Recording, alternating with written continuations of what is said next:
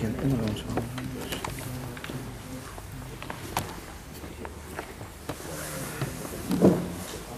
ואף דלת תתח פנוי מיני. Zohar nous dit let atar panui miné. Il n'y a pas dans le monde un endroit qui soit vide de la présence de Dieu. Donc ça la difficulté. Dieu est partout et néanmoins on peut vivre dans le monde sans percevoir la présence de Dieu, c'est-à-dire en faisant le contraire de la volonté de Dieu tout en se trouvant dans un monde où Dieu est omniprésent. Donc comment c'est possible? Ihu stima stimo dechol stimin venikra kel mistater. La raison, c'est parce que Dieu se cache dans le monde. Le monde est fait de telle façon que la création empêche la perception de Dieu. Et donc, le fait que Dieu est caché dans le monde n'empêche pas que Dieu est omniprésent, de la même façon qu'on a vu la dernière fois que l'obscurité était une forme extrême de lumière. Donc, de la même façon, le voile de Dieu dans le monde est une forme de présence. On peut imaginer que Dieu est présent dans le monde de telle façon que sa présence n'est pas perceptible. Ça, c'est la volonté de Dieu dans la création. Bilvushim ou masachim rabim. Comment est-ce qu'on arrive à obtenir ce résultat? Dieu se voile, Dieu se place un certain nombre d'écrans entre la création et lui. Atsumim, des écrans immenses qui voilent totalement sa présence. Ad shenit lapsha venistatra bilvush noga. Au point que, on a vu la dernière fois, le voile est tellement extrême qu'on peut arriver à voir un monde qui est entièrement inscrit dans la klippa. Klippat Noga, c'est une klippa qui a la possibilité de l'élévation, mais qui, dans son état naturel, est une klippa à part entière. Donc il y a le monde qui est créé par Dieu, qui est la finalité de la création. C'est précisément dans ce monde matériel qu'on peut accomplir la volonté de Dieu. Et le monde est entièrement inscrit dans la klippa. Et les deux choses ne sont pas contradictoires. L'écran, ce qui empêche de percevoir la présence de Dieu, ne modifie pas la présence de Dieu. La présence de Dieu n'est pas modifiée par le fait qu'elle soit perceptible ou imperceptible. Et donc, on peut imaginer un monde dans lequel Dieu se voile, et ensuite, le dévoilement de Dieu dans le monde est la conséquence de l'action de l'homme. À ce moment-là, on obtient la finalité de la création, la raison pour laquelle Dieu a créé le monde, mais le monde, dans son état naturel, est un écran total pour Dieu.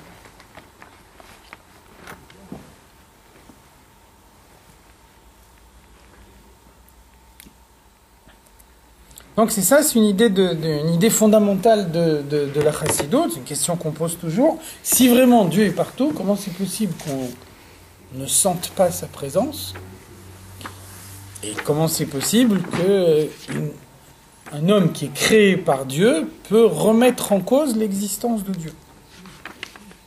Donc c'est ça l'explication. L'explication, c'est que Dieu crée le monde de telle façon que son dévoilement dans le monde passe par la klippa. La klippa, le voile, c'est la définition même d'une klippa. Klippa, c'est une écorce. Une écorce, ça veut dire que le fruit est entièrement recouvert par l'écorce. Donc on ne voit plus du tout le fruit, on ne voit que l'écorce. Et donc de la même façon, Dieu crée le monde en étant présent en permanence dans le monde, et quand même, le monde est une écorce pour sa présence. Donc Dieu n'est pas perceptible. Et le fait que Dieu n'est pas perceptible ne remet pas en cause l'omniprésence de Dieu. Ma she'enken beyotiot akdoshot shel divrei Torah ou tefila. Donc il y a une exception à la règle qu'on vient de voir. C'est les mots de la Torah, les mots de la tefila, c'est-à-dire tout ce qui appartient de façon directe au domaine de la Kedusha. ça n'est pas sous l'emprise de la Klippa. Quand un juif étudie la Torah, dans les mots de la Torah, on peut réellement percevoir la présence de Dieu. Quand on fait la tfila, dans les mots de la tfila, on peut réellement percevoir la présence de Dieu. Donc qu'est-ce que ça veut dire ? Ça veut dire que l'étude de la Torah ou la tfila, c'est ce qui exige un effort de la part de l'homme. Le monde, la perception directe du monde, c'est une perception naturelle qui n'exige pas d'effort de la part de l'homme.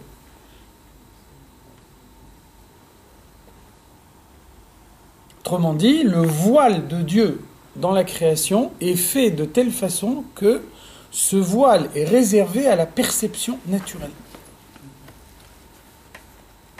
Au fur et à mesure qu'un homme fait des efforts pour servir Dieu, effort dans l'étude de la Torah, effort dans la tfila, l'effort lui permet de retirer le voile et de s'approcher de Dieu. C'est une idée qui va être reprise, en particulier dans le chapitre 5 de Shara Yichud Va'emuna. L'Admor Zaken nous dit, il y a des gens qui posent la question, à l'époque de Yetziat Mitzrayim, il y a eu de grands miracles qui se sont passés dans le monde.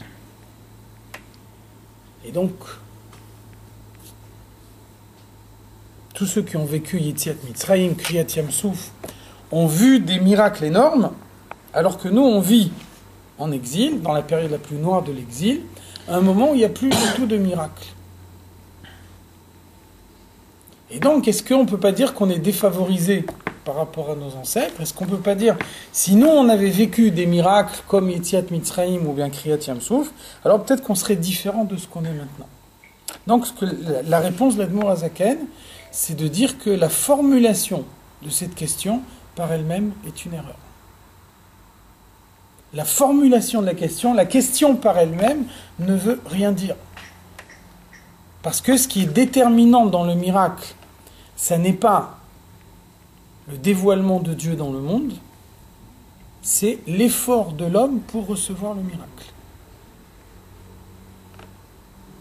Et donc l'erreur, c'est de penser que quand il y a eu Yetziat Mitzrayim, tout le peuple juif unanimement a dit c'est un miracle. Quand il y a eu Kriyat Yam-Souf, tout le monde a dit c'est un miracle.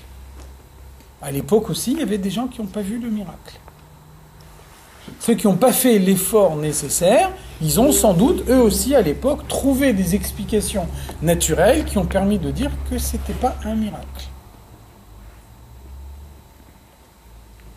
Vous savez, le Midrash qui nous dit, vous connaissez le Midrash, qui nous dit Ra'ata Shifra alayam Mashelo Ra'uamvim minvuatam. Une servante du peuple juif a vu au moment de Kriyat Yam-Souf un dévoilement de Dieu plus fort que celui de Yeshaya et Yecheskel. Malgré ça, vous voyez que Yeshaya et Yecheskel sont considérés comme des grands prophètes, alors que cette servante du peuple juif, elle est restée totalement anonyme. Personne ne sait qui elle est, personne ne connaît pas son nom, et donc on ne voit pas non plus que, après le passage de la mer Rouge, elle ait cessé d'être une servante, elle soit devenue une prophétesse. Donc qu'est-ce que c'est la différence ? La différence, c'est que Yeshaya et Yecheskel sont des gens qui ont fait des efforts personnels, qui ont essayé de s'élever vers le service de Dieu, et donc ce qui leur a amené le dévoilement prophétique, c'est leur effort personnel. Inversement, la servante, elle n'a fait aucun effort de sa part, donc elle a reçu le dévoilement de Dieu. Tant qu'elle a reçu le dévoilement de Dieu, elle a été artificiellement élevée au-dessus de ce qu'elle était réellement. Dès l'instant où le dévoilement de Dieu a été retiré, elle est redevenue ce qu'elle était avant, c'est-à-dire une servante anonyme.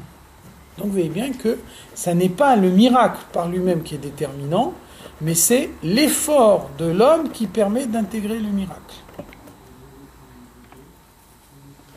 De même également, la Mishnah nous dit, dans Pirkei Avot, on nous dit que Dans le Beth Amikdash, il y avait 10 miracles qui se passaient quotidiennement. Ça veut dire qu'à l'époque du Beth Amikdash, n'importe qui fait l'effort de se rendre à l'intérieur du Beth Amikdash assiste à un miracle. Il y a un miracle qui se passe devant ses yeux. Le korban brûle, même s'il y a un vent énorme, on voit la fumée du korban qui monte droit vers le ciel. Donc on pourrait penser, à l'époque du Beth Amikdash, il n'y avait pas de juifs qui n'étaient pas religieux. Dans la pratique, on s'aperçoit qu'il y a eu à l'époque du Beth Amikdash, comme à n'importe quelle autre époque, des juifs qui ne faisaient pas Torah et Mitzvot. Donc ça veut dire, si on peut vivre à une époque où il y a des miracles évidents dans le monde, et malgré tout ne pas être modifié dans son comportement, ça veut bien dire que ce n'est pas le miracle qui est déterminant, mais c'est l'effort de l'homme. Donc finalement, qu'est-ce que c'est l'exil ? L'exil, c'est un moment où l'effort qui est demandé à l'homme est un effort plus important. Mais, à l'époque du Beth Amikdash, il y avait également un effort qui était demandé.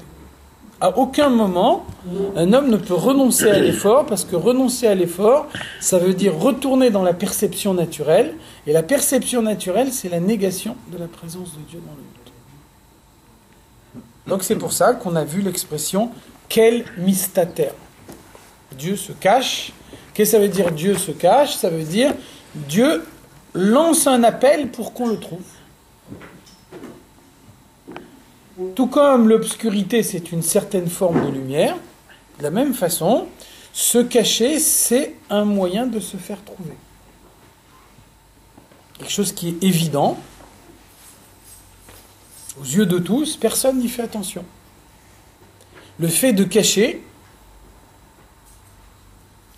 c'est un moyen de montrer que cette chose-là, il faut la rechercher.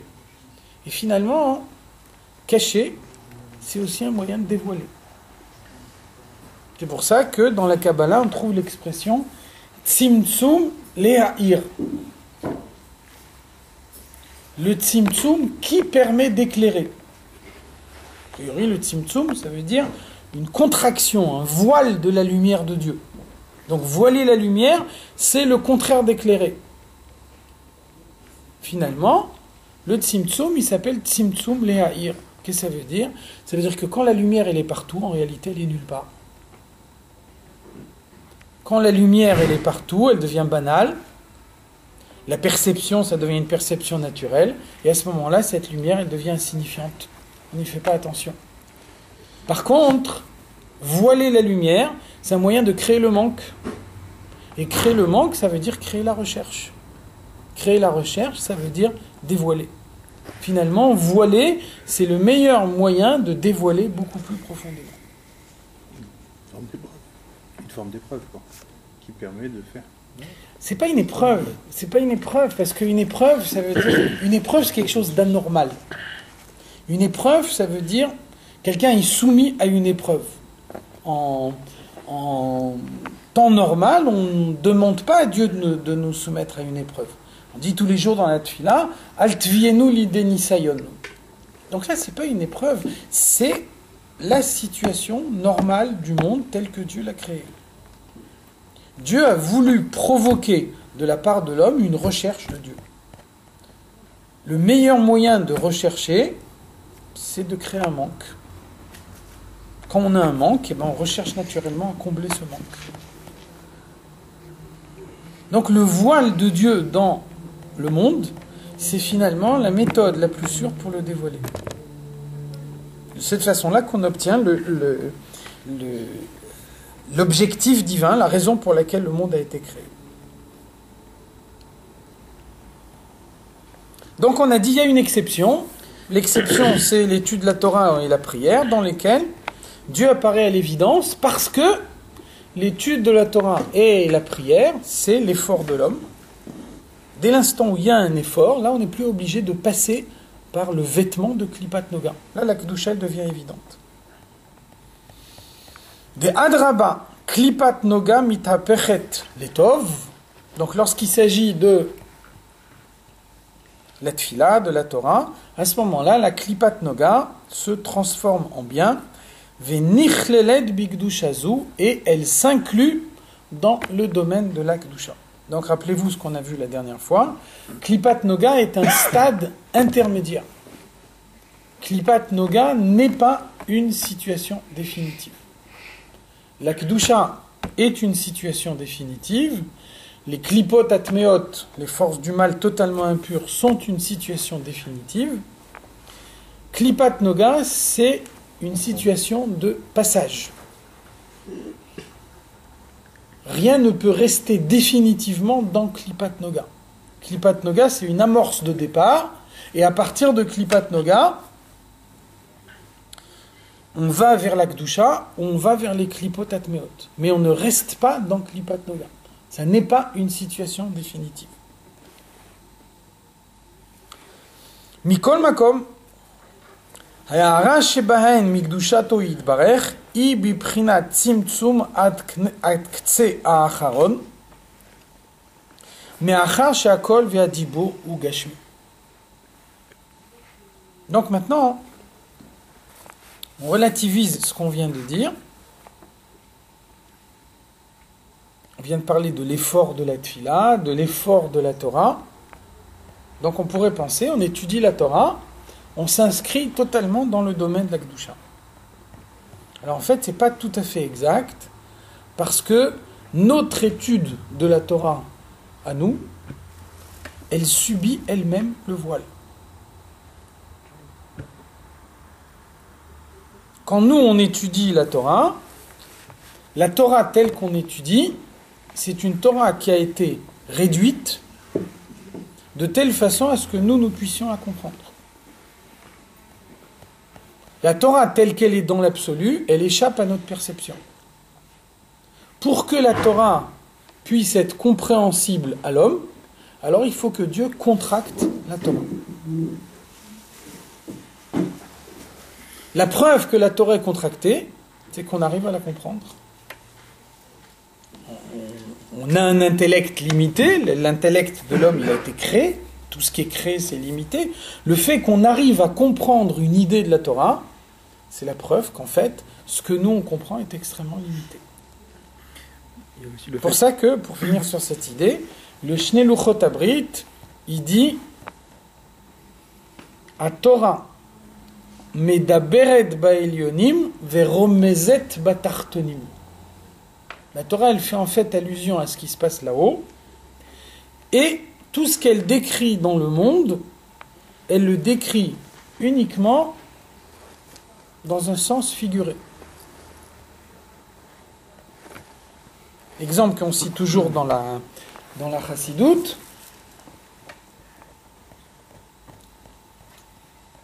première Mishnah de Baba Metzia. La Mishnah nous dit Shnayim ochazim betalit, il y a un vêtement qui a été perdu, qui appartient à personne. Deux personnes le trouvent en même temps, donc les deux revendiquent la propriété du vêtement. À ce moment-là, qu'est-ce qu'on fait? La Mishnah nous dit Ze yishava she'en loba pachot mechetzia, ve ze yishava she'en loba pachot mechetzia, v'yachaloku. On amène les deux personnes au Beddin avec le vêtement. Chacune des deux personnes jure que au moins la moitié du vêtement lui revient. Et à ce moment-là, on vend le vêtement au marché. Et le prix de la vente, on le répartit à part égale entre les deux. Donc, qu'est-ce qu'elle veut dire la Mishnah ici? Dans la Chassidoute, on nous dit la Mishnah, elle a la signification suivante. Chaque fois qu'on utilise un objet matériel, il y a dans l'objet matériel un Nitzutz Eloki, une parcelle de divinité qui est l'existence véritable de cet objet matériel.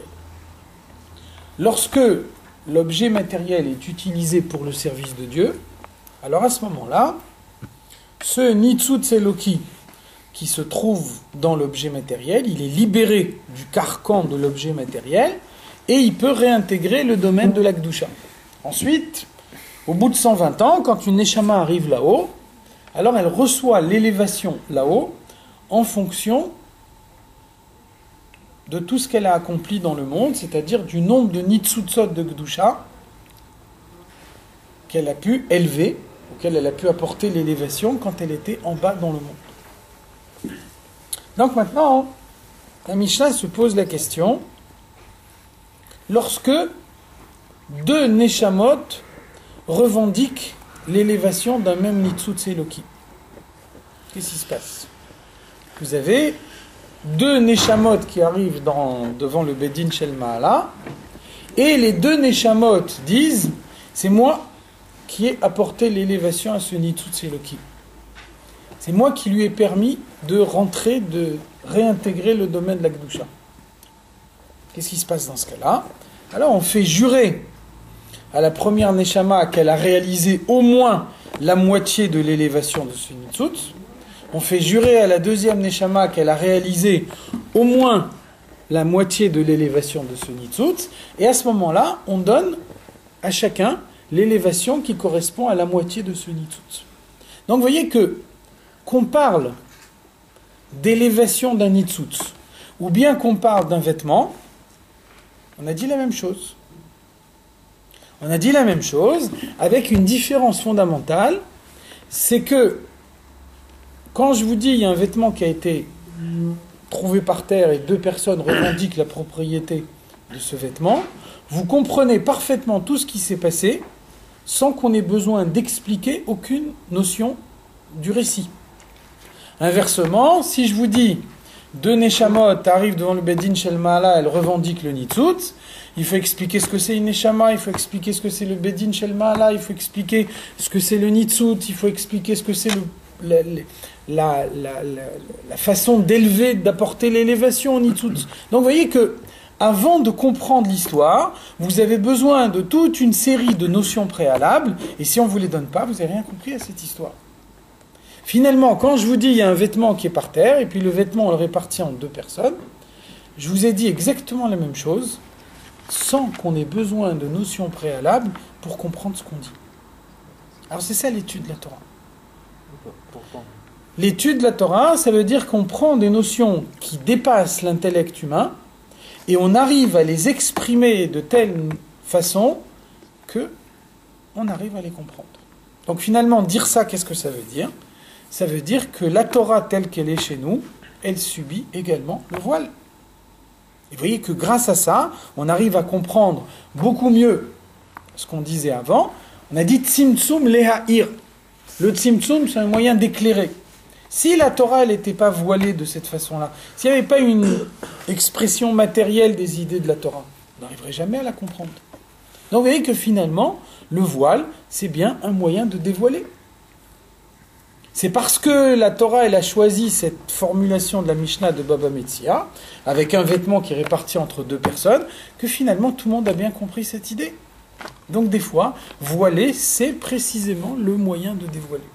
Donc il ne faut pas penser que dans l'étude de la Torah, dans la Tfila, le voile est totalement absent. Le voile, il existe également. Et le voile, il est nécessaire, parce que c'est grâce au voile qu'on peut dévoiler. On a utilisé un terme juridique parce qu'on a un manque d'information. Mais là où il y a l'information, il y en a bien un des deux, par exemple, qui a les 100% et l'autre qui n'a rien. Non, on peut imaginer qu'un Nitsutz est élevé par deux personnes. C'est pas impossible que deux personnes élèvent un même Nitsutz. Par exemple, il y a une notion dans la halacha, on dit Shnaim she'asua pturim. Un travail du Shabbat qui pourrait être fait par une seule personne, et si une seule personne le fait, il est chayav, considéré comme ayant transgressé le Shabbat. Maintenant, si ce travail qui peut être fait par une seule personne, il est fait par deux personnes, là les deux ils sont pturim. Parce qu'aucun des deux n'a fait un véritable travail du Shabbat. Si c'est un travail qui ne peut pas être fait par une seule personne, ils sont chayav tous les deux. Si c'est un travail qui peut être fait par une seule personne et qui est fait par deux personnes, là ils sont patours tous les deux. Ça veut dire qu'il y a bien une notion que une action qui pourrait être réalisée par une seule personne se répartit entre deux personnes. Donc on peut parfaitement imaginer qu'il y a un nitzutz qui se trouve à l'intérieur d'un objet matériel, et au lieu que ce soit une seule personne qui apporte l'élévation à ce nitzutz, on a besoin de l'action conjuguée de deux personnes. Donc chacun peut dire c'est mon action à moi qui a été déterminante. Finalement, concrètement, le nitzutz il a été élevé grâce aux deux à la fois. Donc on peut répartir le nitzutz entre les deux. On a un nitzutz de jurer dans le monde de Olam Haemet, alors que tout est clair là-bas. Alors c'est ce que je dis, c'est que le nitzutz, il peut réellement être élevé par deux personnes. Oui, mais là-bas, on n'a pas besoin de lui demander de jurer. Alors pourquoi on a besoin de jurer? Qu'est-ce que ça veut dire jurer? Jurer, ça veut dire shvua. Shvua, c'est un serment. Shvua, ça vient de sova, satiété. Jurer, ça veut dire se rassasier. Jurer, ça veut dire révéler des forces qu'on ne pourrait pas révéler autrement. Ça, jurer.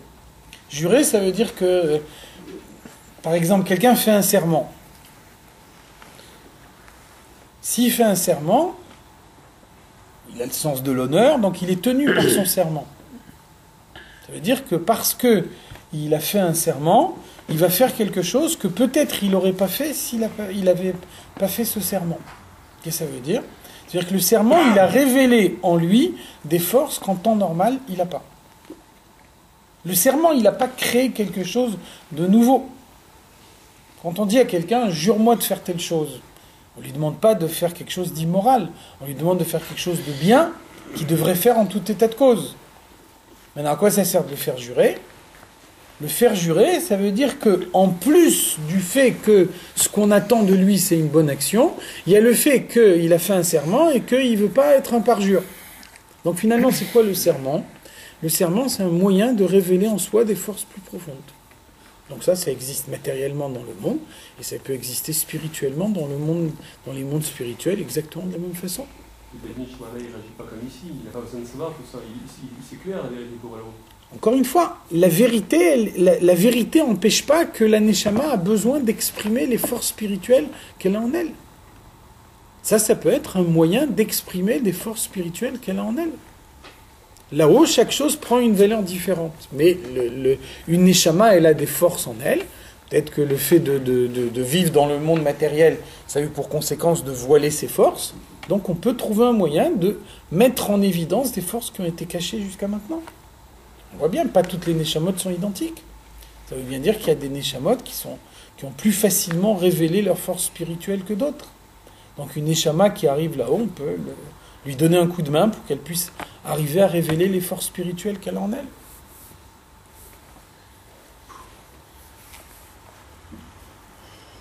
Aval bitfila bekavana. Si quelqu'un fait la tfila avec kavana, ve Torah bekavana lishma. Bien étudier la Torah avec kavana. Ça veut dire étudier la Torah avec kavana, ça veut dire l'étudier lishma, étudier la Torah pour elle-même, étudier la Torah pour comprendre la volonté de Dieu, pour s'attacher à Dieu par l'intermédiaire de la Torah qui est sa volonté. Non pas uniquement pour acquérir des connaissances ou bien pour posséder un titre, mais vraiment étudier la Torah dans le but de s'attacher à Dieu. Qu'est-ce qui se passe dans ce cas-là? Area kavana mitlabeshet beotiot adibur. Un homme étudie la Torah, un homme prie, il a une kavana c'est moral, c'est spirituel, il a comme intention de s'attacher à Dieu. Et puis, pour pouvoir s'attacher à Dieu, alors il dit les mots de la Torah, il dit les mots de la Tfila.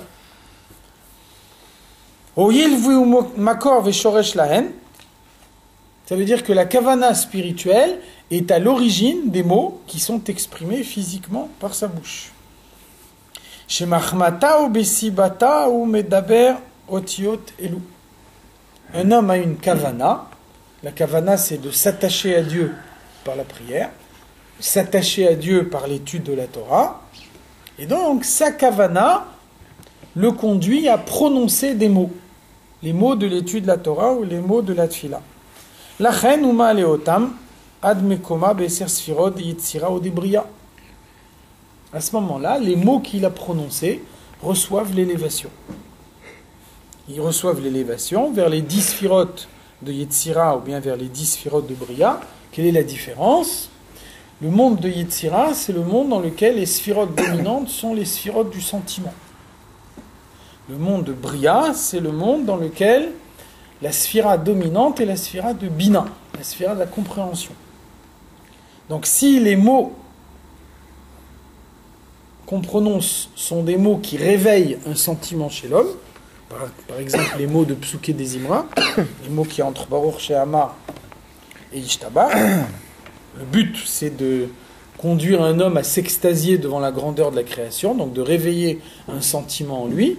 À ce moment-là, tous les mots de Psuké des Imra, s'ils ont été récités de la manière qui convient, ils s'élèvent vers le monde de Yetzira. Le but de Kriyat Shema, par contre, Shema Israël et ses bénédictions, c'est de conduire l'homme à la réflexion, à méditer à la grandeur de Dieu, de façon à modifier durablement son comportement en fonction de ce qu'il a compris. Donc la compréhension, c'est Bria. Donc tous les mots de Kriyat Shema, des brachot qui accompagnent le Kriyat Shema, ça va remonter jusque dans le monde de Bria. Donc voilà un exemple d'un objet matériel. Les mots, ce sont des objets matériels. On a un principe dans la halakha, on dit Akimat sfatav ave ma'ase. Le fait de bouger les lèvres est considéré comme une action concrète. Donc un homme, il a besoin de bouger les lèvres pour pouvoir prononcer des mots. Ces mots, qui sont des mots concrets, des mots qui ont été créés physiquement avec la bouche, ces mots-là reçoivent l'élévation. Donc ça nous montre ce que ça veut dire prendre le monde matériel et lui donner l'élévation, lui permettre de réintégrer sa source là-haut. Là, on est déjà dans Asiya, donc à partir de Asiya, les mots de la prière vont s'élever. S'ils sont faits l'ishma. Non, parce que vous avez dit que les mots de la prière vont s'élever à Bria, à Yetzira ou à Bria. Donc j'en déduis qu'on est déjà dans Asiya. On est dans Asiya Gashmit. Dans Asiya, il y a deux parties.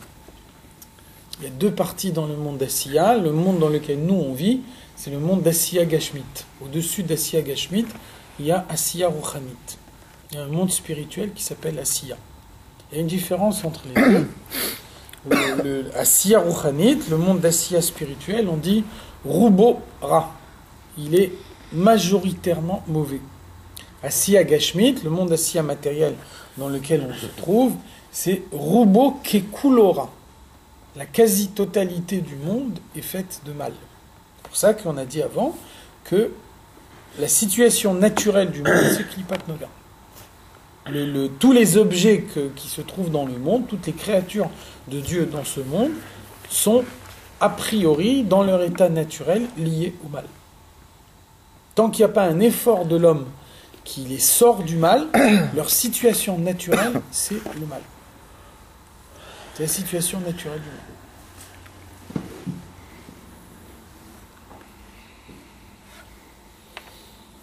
Les fimashehu akavana bitrilo verachimo sichliim. Donc tout dépend de ce qu'est la kavana de l'homme. Est-ce qu'il réveille en lui l'amour et la crainte de Dieu intellectuelle, ou tiv'im, ou bien l'amour et la crainte de Dieu naturelle. Qu'est-ce que ça veut dire? Ça veut dire que, on a vu déjà avant dans le Tanya, que un juif, il a en lui ahavam mesuteret, un amour de Dieu caché. Un amour de Dieu qui reçoit en héritage de ses parents. Donc dès sa naissance, sans avoir fait d'efforts particuliers, un homme, il a en lui un potentiel d'amour et de crainte de Dieu. Donc ça veut dire il a besoin d'un effort pour révéler ce potentiel. Mais c'est clair qu'on ne peut pas comparer l'effort qui est nécessaire pour révéler un potentiel et l'effort qui est nécessaire pour créer quelque chose de nouveau. Alors maintenant, on peut aller au-delà de ce potentiel. Quand on va au-delà du potentiel, on essaye d'approfondir son amour et sa crainte de Dieu. Ça s'appelle Trilo verachimo sichliim. C'est uniquement la compréhension qui peut créer un sentiment profond en l'homme. Le sentiment, c'est le produit de la compréhension, et le sentiment, c'est la preuve que la compréhension est arrivée à maturité. Si vous avez réellement compris quelque chose, ça doit réveiller un sentiment en vous. Sentiment d'amour, sentiment de crainte, selon ce qu'on comprend. Mais ça veut dire, en tout état de cause, bien comprendre quelque chose, c'est nécessairement éprouver un sentiment en conséquence. Lorsque vous n'éprouvez pas de sentiment, ça veut dire que la compréhension intellectuelle n'est pas arrivée à maturité. La réciproque n'est pas obligatoirement vraie. C'est-à-dire, les sentiments, c'est pas parce qu'on a des sentiments. Un sentiment qui naît en l'homme sous la forme d'un sentiment, sans avoir été sous-tendu par une compréhension, c'est un sentiment animal. C'est exactement ce qu'on appelle chez un animal un instinct. L'instinct, c'est un sentiment qui n'a pas été provoqué par la compréhension. Un corbeau, il est cruel. Un aigle, il est miséricordieux. C'est pas des sentiments qu'ils ont fabriqués par leur compréhension. Ils n'ont pas de compréhension. Ils n'ont pas d'intellect. Donc, ils sont naturellement créés comme ça. Le corbeau, il est naturellement cruel. Donc, avoir un sentiment naturel, moi, je peux pas supporter de voir des gens souffrir. Je suis obligé d'aider les gens parce que je peux pas supporter de voir la souffrance devant moi. C'est un sentiment animal. Ça veut dire, quand j'aide quelqu'un, ça n'est pas chez moi une démarche intellectuelle. Je ne fais que suivre mes pulsions naturelles. Il se trouve que les pulsions, en l'occurrence, elles sont bonnes. Ça aurait aussi bien pu être des pulsions mauvaises. C'est d'autant plus dur pour lui, pour changer ça, pour la personne qui est Non, comme ça. c'est pas dur. Au S'il a un contraire. sentiment naturel. Au contraire, quelqu'un qui a un comportement bon naturellement, il doit avoir la possibilité par son intellect d'aller bien au-delà de ses capacités naturelles. Ça, Avoda, ça va être quoi? Ça va être C'est de... ça, ouais, Ça va être quoi? Ça va être de faire plus? Ça va être de mettre le haut là? D'abord, ça va être de faire plus, et puis ensuite, ça va être de pas toujours avoir la même réaction. Une réaction qui est systématiquement identique, ça veut dire peut-être qu'on suit ses pulsions naturelles sans que ce soit réfléchi. Exemple qu'on cite toujours dans la Chassidoute, c'est l'exemple d'Abraham. Abraham, il reçoit des invités à la maison. Quand les invités refusent de dire Birkat Hamazon, il leur dit, vous payez au prix fort. On est dans le désert, et donc la viande dans le désert, ça coûte 10 fois plus cher que la viande à la ville. Qu'est-ce que ça veut dire? Ça veut dire que Abraham, il a une bonté naturelle.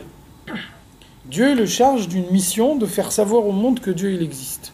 Donc, il a une bonté naturelle, il utilise sa bonté naturelle pour mener à bien la mission qui lui est confiée. Maintenant, la bonté ne marche pas. Il est tout à fait capable de devenir cruel. Tu veux pas faire Birkat Hamazon, paye. Le fait qu'il n'a pas une continuité dans la bonté, mais qu'il est capable parfois aussi d'être cruel, ça c'est la preuve que même au moment où il est bon, il n'est pas bon uniquement parce qu'il suit ses instincts naturels, mais il fait intervenir sa réflexion. Bien que la bonté chez lui soit naturelle, quand il manifeste sa bonté, il le fait dans une démarche réfléchie, non pas uniquement en suivant sa nature. Si la bonté, elle reste, par exemple, ça marche, c'est alors que son premier sentiment qu'il a eu, il le fait et ça marche. En quoi ça va? C'est-à-dire ça marche. C'est-à-dire que ça veut dire quoi marcher? s'il aurait redemandé de faire le birkat, ils ont fait le birkat. Donc comment c'est passé au cerveau? Parce qu'au moment où il leur a demandé de faire le Birkat Hamazon, il leur a pas demandé uniquement parce qu'il suivait ses instincts naturels. Il leur a demandé selon une démarche intellectuelle. Ça veut dire qu'il a réfléchi. Il n'a pas suivi uniquement sa nature. Il a réfléchi et il s'est dit, il faut que j'explique aux gens que Dieu il existe. Donc comment je peux faire pour expliquer aux gens que Dieu il existe? Il s'est dit, je vais par exemple leur servir à manger et leur demander de dire une bénédiction. Ça veut dire, c'est pas uniquement, voilà, je peux pas supporter de voir les gens qui ont faim, donc je vois des gens qui passent, j'ai pitié d'eux, je leur sers à manger. C'est pas ça ce qu'il a dit à Abraham. Abraham, il a eu une position réfléchie. Je leur sers pas à manger gratuitement. je leur sers à manger parce que j'ai réfléchi que de cette façon-là, je pouvais leur expliquer que Dieu existe. Donc il y a bien une logique là-dedans, il y a bien un raisonnement qui sous-tend tout ça. C'est pas uniquement un sentiment qui s'exprime naturellement. Quand on parle de réveil d'en haut, c'est un sentiment qui est créé quand... Et pourtant c'est pas... Réveil d'en haut, c'est pas un sentiment. Un réveil d'en haut, c'est une impulsion. C'est une impulsion qu'on donne à l'homme pour pouvoir réveiller quelque chose en lui. Et puis après, ça dépend de lui d'utiliser cette impulsion, de ne pas l'utiliser. Il peut y avoir un réveil d'en haut qui ne réveille rien du tout chez l'homme. Ça veut dire qu'on lui a ouvert une porte. Le fait qu'on lui a ouvert une porte, ça lui laisse quand même le choix d'y rentrer ou de ne pas y rentrer. Un réveil d'en haut, c'est pas un sentiment. C'est la réaction chez l'homme qui en est un. Vesham meiru mitgale or en sof baruch hu. Donc, lorsque on arrive à faire remonter l'objet matériel vers le haut, lorsqu'on donne l'élévation au monde matériel, en l'occurrence, lorsqu'on donne l'élévation au mot de la Tfila et au mot de la Torah, Shuratzon ha'elyon baruch hu amlubash beotiot haTorah shel omed, puisque les mots de la Torah qu'on étudie sont la volonté de Dieu. La volonté de Dieu, elle a pris une forme matérielle. Un vêtement qui est posé par terre avec deux personnes qui revendiquent sa propriété. C'est la volonté de Dieu, mais qui s'est dévoilée dans le monde en prenant une forme matérielle. Ou Bekavanatam, donc tout ça, il y a une kavana profonde, un moyen un contenu profond à tout ça. Ou Betfila ou Bekavanata. Ou alors un homme il fait la tfila, et donc avec la tfila de même, il a l'intention de s'attacher à Dieu. Mitzvah ou bekavanata. Il fait une mitzvah avec la kavana de s'attacher à Dieu. Behea gdola le'enketz, ma shelo yachol yair ou lidgalot klal, be'od ha'otiot ve'a mitzvah be'olam hazeh agashmi. De cette façon-là, on arrive à dévoiler là-haut une lumière sans aucune commune mesure avec ce qui se passe dans le monde. Le monde matériel, il est extrêmement limité, et donc on ne peut pas voir la conséquence de nos mitzvot dans le monde. Nos mitzvot n'ont une influence que dans les mondes supérieurs. C'est seulement quand le Mashiach viendra et qu'il y aura une modification de la création, que la matière du monde elle aura été élevée, c'est à ce moment-là seulement que la conséquence des mitzvot qu'on aura accomplis pendant toute cette période apparaîtra clairement dans le monde. Tant qu'il n'y a pas eu cette transformation du monde qui est faite par le Mashiach, le monde ne peut pas dévoiler la lumière qu'un homme y apporte en accomplissant les mitzvot. Donc on fait une mitzvah, et la mitzvah elle reste voilée. Et donc les mots de la Torah, les mots de la Tfila remontent, et puis au fur et à mesure qu'ils remontent, ils se dévoilent de plus en plus. Et on obtient le dévoilement seulement quand on est arrivé là-haut. C'est-à-dire que par une mitzvah, on transforme le monde, mais la transformation du monde n'est pas visible. Elle est gardée pour le monde futur. Elle est effective et en même temps elle n'est pas visible. Quelle différence fait ces mitzvot là on reçoit quelque chose d'ici justement? Il y a un certain nombre de mitzvot, je ne suis pas capable de les citer. Bien sûr, mais ça veut dire, même pour ces mitzvot-là, on dit Elu mitzvot chez perotehem baolam hazeh ve'akeren kayemet lo leolam haba. Le fruit de la mitzvah est consommé dans le monde, mais le capital de la mitzvah, il est conservé pour le monde futur. Ça veut dire que la partie de la mitzvah pour laquelle on donne une rétribution dans le monde, c'est la partie la plus infime, la partie la plus limitée. Mais l'essentiel de la mitzvah, il reste toujours là-haut. Et pas toutes les mitzvot n'ont une rétribution une rétribution dans ce monde, absolument, bien sûr. Et donc la vraie récompense de la mitzvah, c'est la mitzvah elle-même. La mitzvah, c'est une lumière de Dieu qui est dévoilée dans le monde et qu'on n'a pas d'autre possibilité de dévoiler. Maintenant, le fait que dans le monde on ne le perçoit pas, ça ne change rien à ce dévoilement. Il y a quand même il y a quand même une particularité de bien-être qui existe quand on fait une mitzvah, quand il y a un dépassement, quand on fait quelque chose qui ressemble à une mitzvah, on a quand même l'impression d'être bien, quoi, quand même. Il y a quand même, on a quand même l'impression de prendre une récompense. C'est pas lié à la quoi, ça mitzvah elle-même, c'est lié au fait que un homme, il est fait pour accomplir les mitzvot. Un juif, il a été fait pour accomplir les mitzvot. Ça veut dire que un juif qui n'accomplit pas les mitzvot, il se met lui-même dans une situation de détresse. Des fois, il n'en a pas conscience lui-même. Et c'est comme une machine qu'on utiliserait d'une manière qui n'est pas conforme au mode d'emploi. La machine, à n'importe quel moment, elle peut se casser.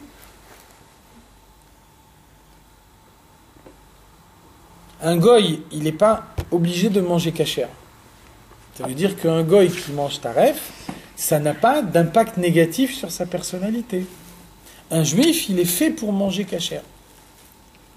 Ça veut dire qu'un juif qui mange taref, Chas v'Shalom, ça a un impact négatif sur sa personnalité. Il se met lui-même dans une situation de détresse.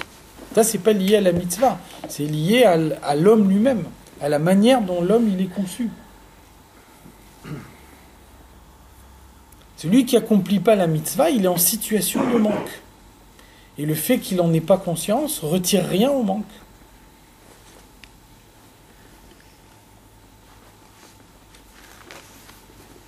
Ad etzket sayamin, donc il en sera ainsi jusqu'à l'avenue du Mashiach. Sheyit ale haolam migashmiuto. Qu'est-ce qui va se passer quand le Mashiach viendra? Le monde s'élèvera au-dessus de la matérialité. Et à ce moment-là, veniglak vodavaye, kanal biarichut, l'honneur de Dieu se dévoilera dans le monde, comme on l'a longtemps expliqué avant, longuement expliqué au préalable. Donc, qu'est-ce que ça veut dire? Ça aussi, on en a déjà parlé, mais donc c'est une idée très importante. La venue du Mashiach n'est pas une récompense. La venue du Mashiach, c'est la réalisation de la création. Tant que le Mashiach n'est pas venu, on est encore dans une phase préalable de la création. Qu'est-ce que ça veut dire? C'est quoi la distinction? La distinction, elle est fondamentale. Si vous dites, le Mashiach, c'est une récompense. Une récompense, ça suppose un travail préalable. Ça veut dire qu'il y a deux périodes. Un homme, il travaille pendant un mois. À la fin du mois, on lui donne son salaire. Ça veut dire que pendant tout le mois, on ne lui doit pas encore son salaire. C'est seulement à la fin du mois, une fois que tout le travail du mois a été accompli, c'est à ce moment-là seulement qu'on lui donne son salaire. Donc il y a une phase de travail et une phase de salaire qui sont deux phases distinctes. La phase de salaire n'existe pas pendant la phase de travail. Donc le monde, c'est pas comme ça. Il n'y a pas une phase de travail et ensuite une phase de récompense. Le monde a été d'emblée créé pour la venue du Mashiach. Le but de la création, c'est que Dieu puisse se dévoiler également dans le matériel. Avant la création du monde, l'existence, elle est uniquement spirituelle. Pour que la perfection de Dieu soit clairement établie dans le monde, il faut que, comme Dieu se dévoile dans le spirituel, il puisse se dévoiler également dans le matériel. C'est pour ça que, par exemple, le Sefer Yetzira nous dit, on n'a pas le droit de dire Dieu est infini.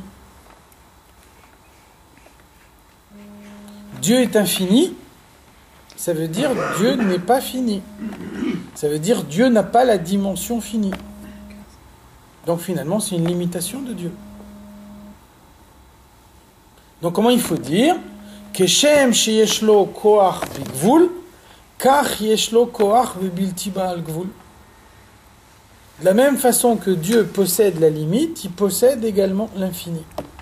Dieu est au-dessus des notions de fini et d'infini. Mais dire Dieu est infini, ça veut dire Dieu ne possède pas la dimension finie. C'est-à-dire finalement imposer une limite à Dieu. Donc Dieu n'est pas réellement infini.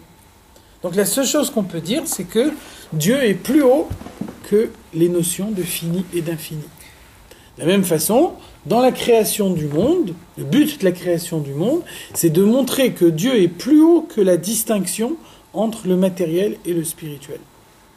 Donc de la même façon que le spirituel ne fait pas obstacle au dévoilement de Dieu, le matériel ne doit pas non plus faire obstacle au dévoilement de Dieu. Et donc à ce moment-là, Dieu crée le matériel de telle façon qu'il fait obstacle au dévoilement de Dieu. Qu'est-ce qui retire ce voile? C'est l'effort de l'homme. Tant que l'effort de l'homme n'a pas été suffisant pour faire disparaître totalement le voile il existe.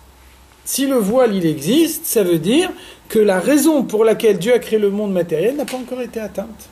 Donc le but de la création n'est pas atteint. Et c'est seulement quand le Mashiach viendra qu'on aura totalement fait disparaître le voile de la matière. Donc, la venue du Mashiach n'est pas une récompense. Vous avez bien fait votre travail, vous avez bien fait les mitzvot, donc maintenant je vous récompense en donnant le Mashiach.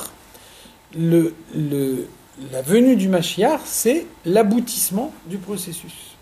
On crée un monde limité, on crée un monde voilé, on met des hommes dans ce monde voilé. Les hommes, au fur et à mesure, ils déchirent des petits bouts du voile et des petits bouts du voile, jusqu'au moment où on a tout déchiré. Quand on a tout déchiré, on obtient le dévoilement. Ce n'est pas une récompense, c'est la conséquence immédiate du fait d'avoir déchiré des petits bouts au fur et à mesure. Donc, la venue du Mashiach, c'est la suppression des Shlosh Klipot Etmeot et de la Klipat Noga. Bien sûr. On sera que dans la Gdusha. Il n'y aura que la Gdusha, parce que l'effort des hommes aura permis au fur et à mesure de faire disparaître les Klipot. Bien sûr. En fait, le verset dit « Ruach hatuma ha'avir mina haaretz » Je ferai disparaître de la terre l'esprit d'impureté. L'esprit d'impureté, c'est les Klipot. Pourtant, on dit que Adam Arishon, avant qu'il faute, il y avait le serpent, enfin, le mal était extérieur à lui. Et quand il a fauté, il a ingéré le mal. Et je pensais que quand le Mashiach viendra, si tu veux, il y aura, on reviendra à cet état intérieur où il y aura l'extériorité du mal. Au début de la création, le mal et le bien étaient séparés. La faute d'Adam Arishon, elle a mélangé le bien et le mal dans le monde. Maintenant, quel est le moyen de réparer, tikkun, réparer ce qui a été fait? C'est de jeter le mal au fur et à mesure. Au fur et à mesure qu'on jette le mal, il reste que le bien. C'est la raison pour laquelle on voit que après la faute d'Adam Arishon, qu'est-ce qui est écrit dans la Torah? On voit que Dieu y renvoie Adam Arishon du Gan Eden en lui disant Pen yishlach yado be'etz achayim vechai leolam. Il faut vite le renvoyer du Gan Eden avant qu'il mange le fruit de l'arbre de la vie. Là, il a mangé le fruit du Etz Hadaat. Il ne faut surtout pas qu'il mange le fruit de l'arbre de la vie. Vechai leolam. À ce moment-là, il aura une vie éternelle. Qu'est-ce qu'il y a de dramatique s'il a une vie éternelle? Pourquoi il faut à tout prix que Adam Rishon soit mortel? Pourquoi il faut que l'homme soit mortel?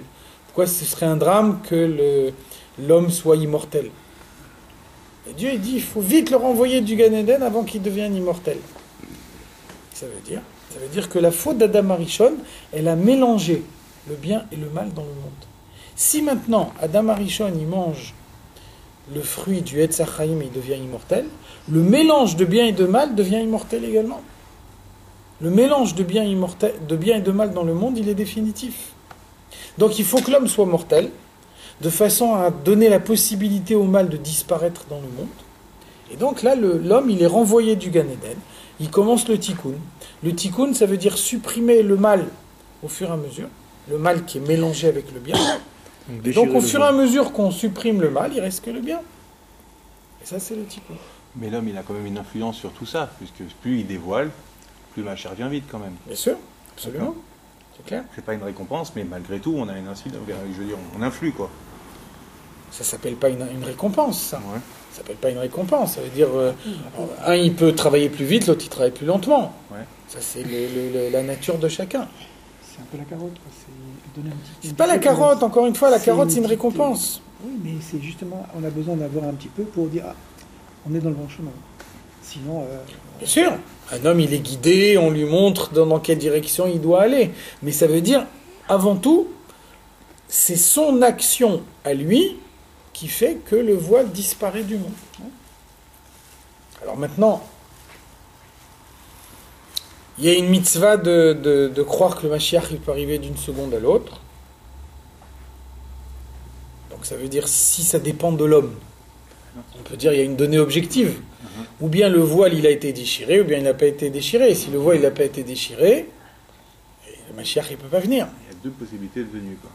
Alors donc, pourquoi il y a une mitzvah de croire en permanence à la venue du Mashiach? C'est parce que, à n'importe quel moment, Dieu il peut intervenir dans la création pour compléter tout ce que l'homme n'a pas fait.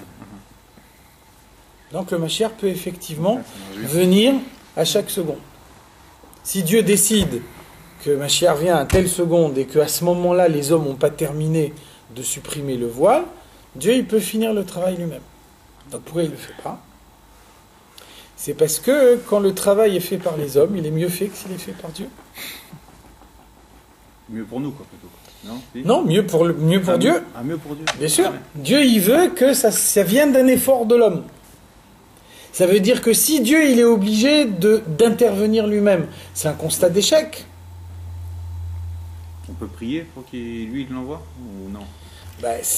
C'est pas sa volonté. Hein. Ouais. De toute évidence, si on est encore en exil, c'est que c'est pas sa volonté. Maintenant, ce qu'on peut lui dire, c'est que toutes les bonnes choses ont une fin dans un monde limité. Donc, il faut qu'il se contente de ce qui a été accompli jusqu'à maintenant. Et quelle est la part de travail du Mashiach?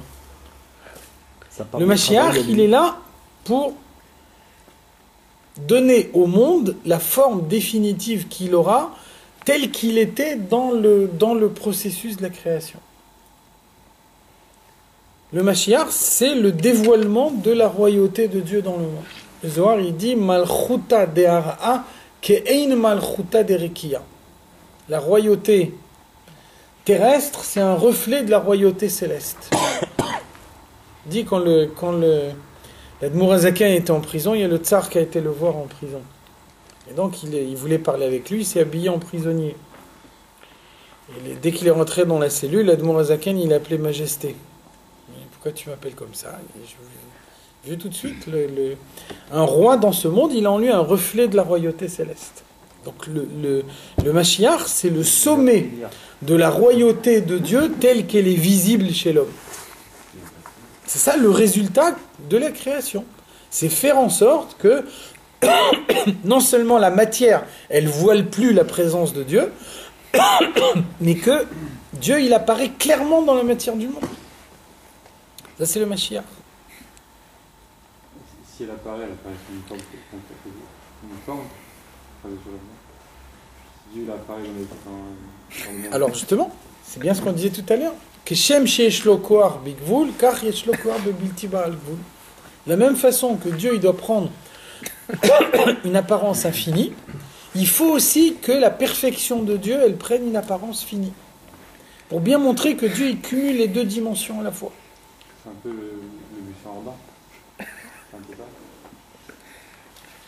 ça. Le buisson ardent, ça veut dire que il se passe dans le monde quelque chose que d'après les limites du monde, on n'arrive pas à expliquer. Mais tu vois bien que le buisson ardent, c'est quelque chose d'exceptionnel. Tandis que l'avenue du Mashiach, c'est une situation définitive.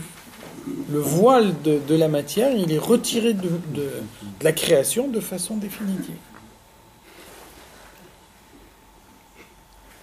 Le pari de la création, c'est que la matière du monde qui a été conçue pour voiler Dieu, on peut arriver à la transformer à tel point qu'elle ne voile plus la présence de Dieu. Et ça, c'est l'avenue du Mashiach.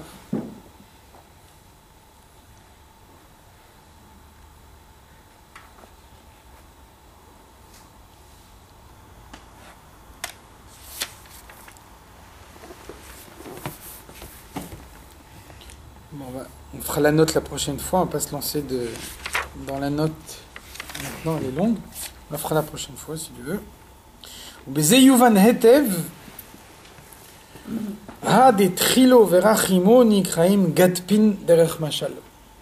Donc ce qu'on vient de dire, ça va nous permettre de comprendre pourquoi l'amour et la crainte de Dieu sont appelées les ailes d'un oiseau.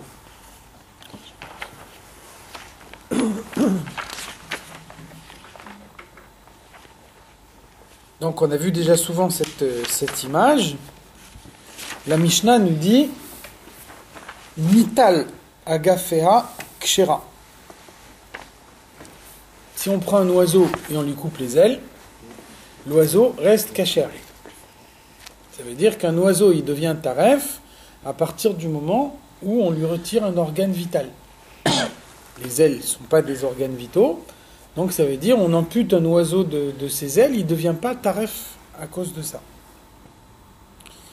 Néanmoins, un oiseau qui n'a pas d'ailes, il ne peut pas s'envoler. Donc c'est ça l'image qui est recherchée ici. Un homme fait une mitzvah machinalement, sans amour et sans crainte de Dieu. Donc pas toujours la kavana elle est obligatoire. Il y a certaines mitzvot où la kavana elle est obligatoire, où on nous dit que si un homme il n'a pas eu la kavana, il faut qu'il refasse. Un homme qui a fait le début du Shmona Esrei sans la kavana, un homme qui a dit Shema Israël sans la kavana, il doit répéter.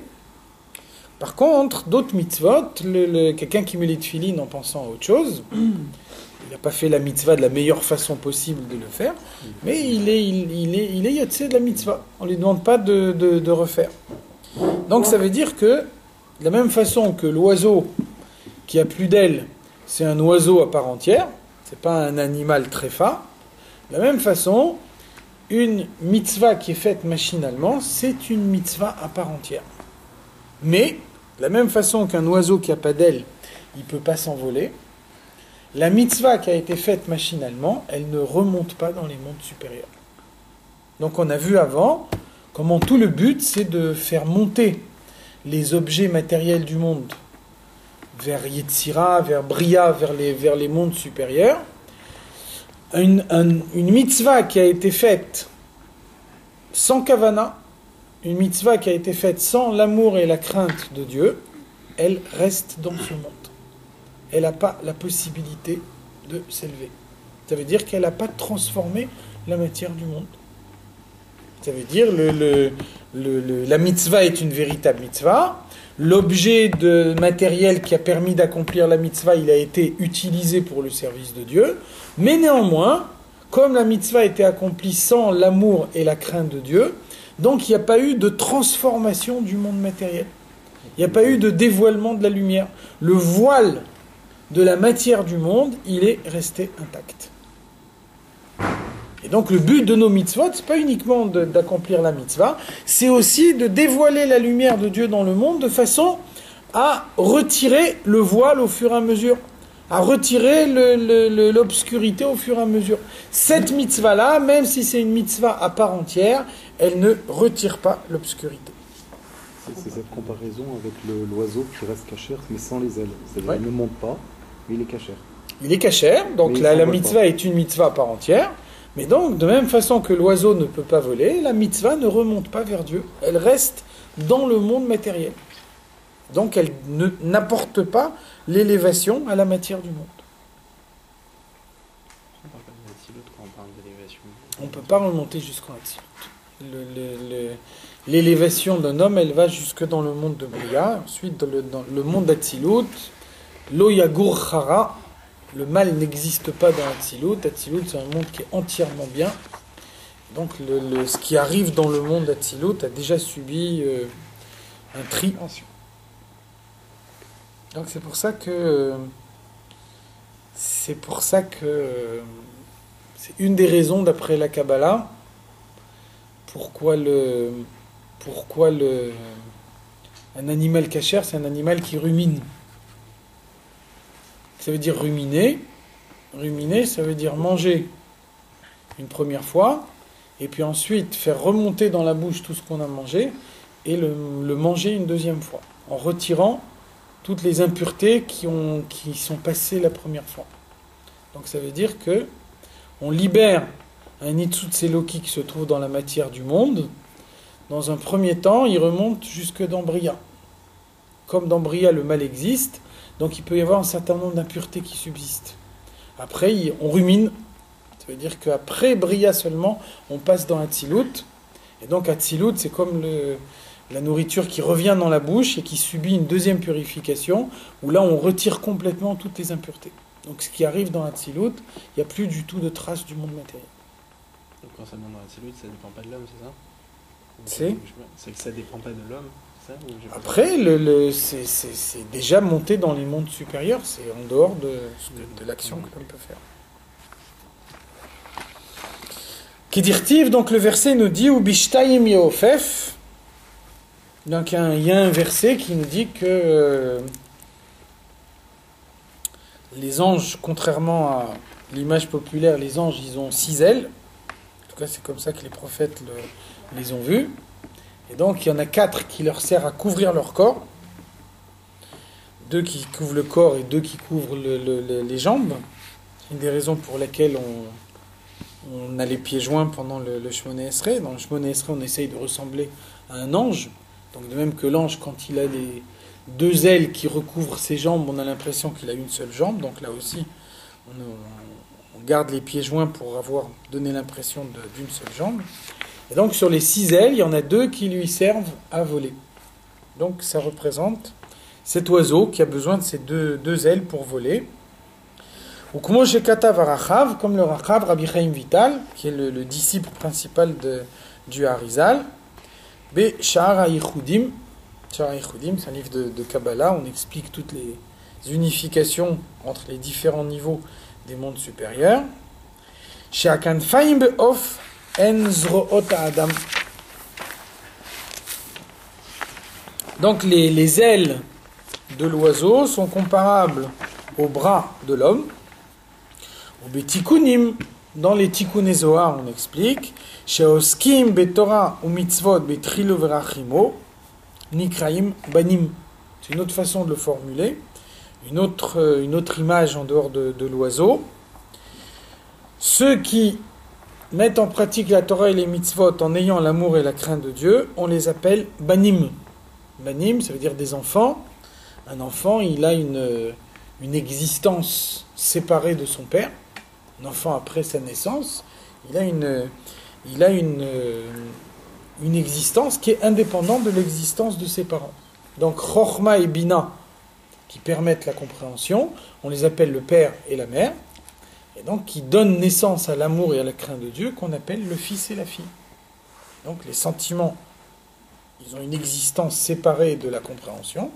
De la même façon, le fils et la fille ont une existence séparée de leurs parents. Ve'imlav, si ce n'est pas le cas, donc si on fait la mitzvah machinalement, si on n'a pas l'amour et la crainte de Dieu au moment où on accomplit la mitzvah, qu'est-ce qui se passe dans ce cas-là? Nikraim et frochim, on les appelle des poussins.